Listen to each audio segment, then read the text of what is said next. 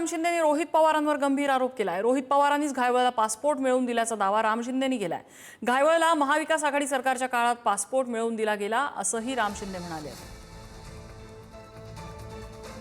निलेश घायवळ हा परदेशात पळून गेल्यामुळे त्याला पासपोर्ट नेमका कुणी मिळवून दिला, कारण नगरमधला तो आपला पत्ता वापरून आणि खोटी कागदपत्र वापरून त्याने पासपोर्ट मिळाल्याचा दावा करण्यात येतोय।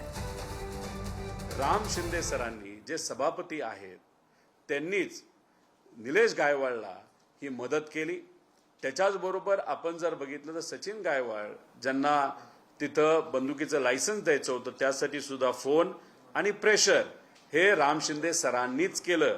आणि हे वक्तव्य करत असताना मी बोलतोय असं नका समजू, रामदास कदम साहेबांनी स्पेसिफिकली सांगितलेलं आहे की एक अशी व्यक्ती ज्याचे मंत्री सुद्धा ऐकतात, आमदार ऐकतात आणि विधिमंडळामध्ये सगळ्यात मोठं पद त्या व्यक्तीकडे आहे, म्हणजे त्याचं नाव कोण, तर त्यांनी नाव नसतं घेतलं तरी ते राम शिंदे सरांचंच नाव येतं। मला असं वाटतं की त्याचे बळी आम्ही पण आहेत। माझे मागे सभापती ते पंचायत समिती फॉर्म भरून दिले नाहीत, लोक उचलून नेले त्याच्यामुळे। आणि मी गृहराज्यमंत्री आणि देवेंद्र फडणवीस असताना त्यांच्यावर मोका लागला आणि तो मोका कुणी सोडला, तो मोक्यातून बाहेर कुणी काढलं तर आमदार रोहित पवारांनी काढलं। हे मी सांगत नाही, हे त्या निलेश गायवाळांचे मामांनी समाज माध्यमापुढे सांगितलंय आणि त्यामुळं मोका लागलाच होता देवेंद्र फडणवीसांच्या कालखंडामध्ये, तो सोडला कोणी।